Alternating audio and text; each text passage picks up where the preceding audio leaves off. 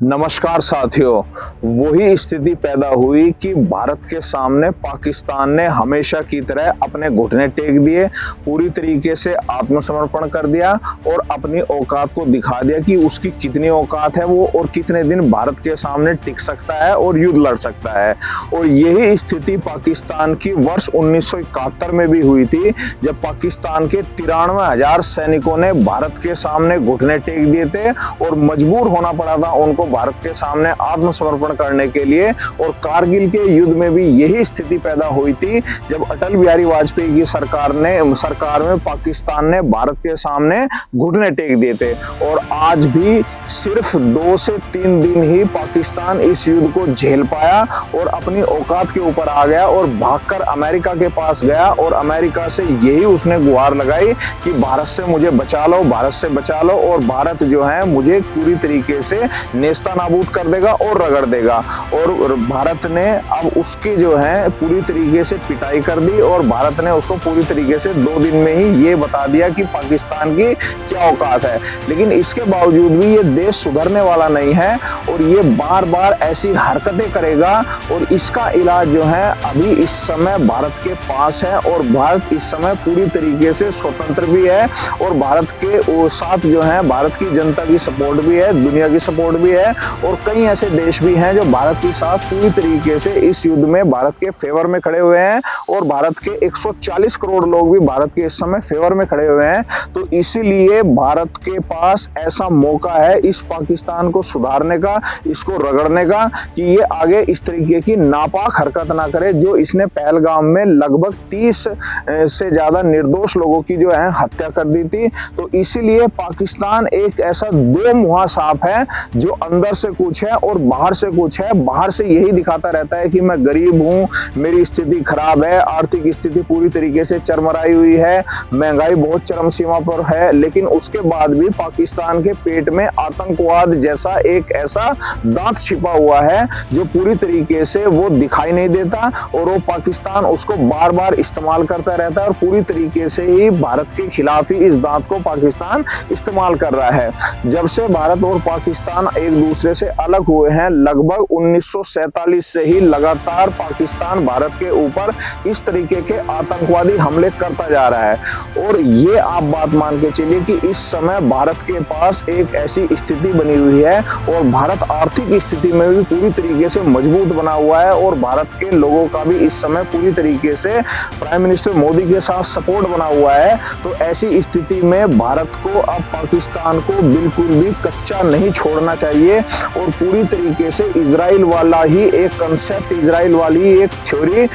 अपनानी चाहिए भारत को। जिस तरीके से इजराइल ने फिलिस्तीन को पूरी तरीके से नेस्ता नाबूद कर दिया और हमास के आतंकवादी को उसने रगड़ के रख दिया, इसी तरीके से आज भारत के पास भी मौका है कि भारत जो है इन पाकिस्तान के जो आतंकवादी है और पाकिस्तान जो पाल रहा है जिन आतंकवादियों को जो उसके अंदर बैठे हुए हैं, और खास तौर से पाकिस्तान ऑक्युपाइड कश्मीर में ये आतंकवादी अड्डे जो बना रखे हैं, इन अड्डों को और इन आतंकवादियों को और इनके आकाओं को और साथ साथ इस पाकिस्तान की फौज को और ISI को रगड़ने का भारत के पास पूरी तरीके से मौका है। तो भारत को जो है यही भारत की सरकार से अपील है और प्राइम मिनिस्टर मोदी से भी यही अपील है कि इस समय पाकिस्तान को कच्चा छोड़ने का मतलब ऐसा है जैसे आप घायल सांप को छोड़ देते हैं और वो पूरी तरीके से फिर आपके ऊपर हमला करने की कोशिश करता है। तो इसीलिए मौका है, ये जो सीज फायर वाली स्थिति बनाई है और सीज फायर के बाद भी उसने मात्र 3 घंटे के बाद ही सीज फायर को तोड़ दिया और उसके बाद भारत के ऊपर लगातार ड्रोन के द्वारा हमले करने उसने शुरू कर दिए। तो इससे यही पता चलता है कि इतना धोखेबाज देश है कि उसके ऊपर किसी भी तरीके से विश्वास करना, यकीन करना पूरी तरीके से बेईमानी है, पूरी तरीके से धोखेबाजी है। और भारत को इस भ्रम में नहीं आना चाहिए, पाकिस्तान के किसी भी तरीके से धोखे में नहीं आना चाहिए और भारत को अब पाकिस्तान को पूरी तरीके से सबक सिखाने का मौका है। और पाकिस्तान के पास जो है अब पूरी तरीके से कोई भी ऐसा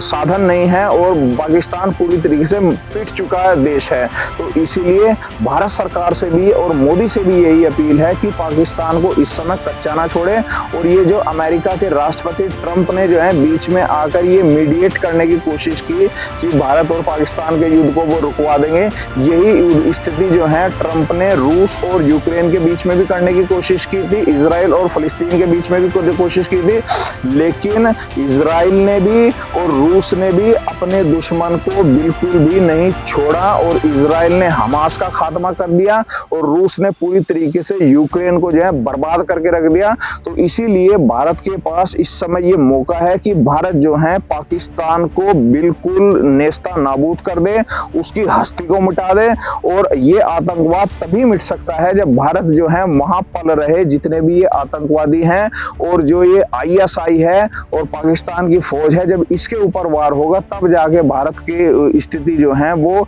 सही होगी और भारत जो है इनके ऊपर एक ऐसा वार करे जिससे जो है ये आगे ऐसी स्थिति में ना आ पाए जिससे आतंकवाद को ये पाल सके। तो इसीलिए आज भारत के पास पूरी तरीके से मौका है इन सांपों को कुचलने का और भारत जो है वो आर्थिक स्थिति में भी इस समय पूरी तरीके से मजबूत बना हुआ है। देश के लोग भी भारत के साथ हैं, इसीलिए भारत सरकार को यही करना चाहिए कि पाकिस्तान की स्थिति को पूरी तरीके से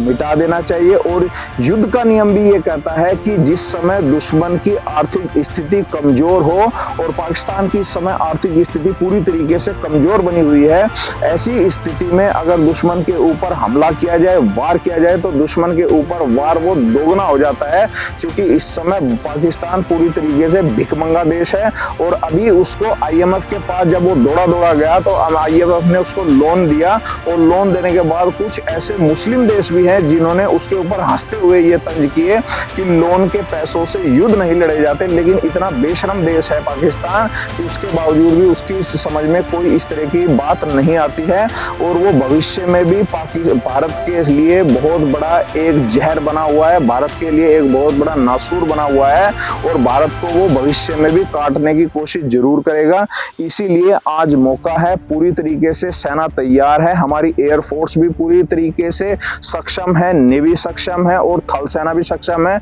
और भारत के पास हथियारों की भी कमी नहीं है। तो आज ऐसी स्थिति है कि भारत जो है पूरी तरीके से पाकिस्तान को रगड़ सकता है, उसको सबक सिखा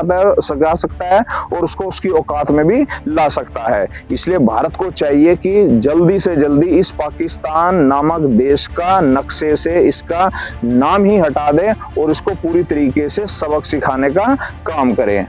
धन्यवाद।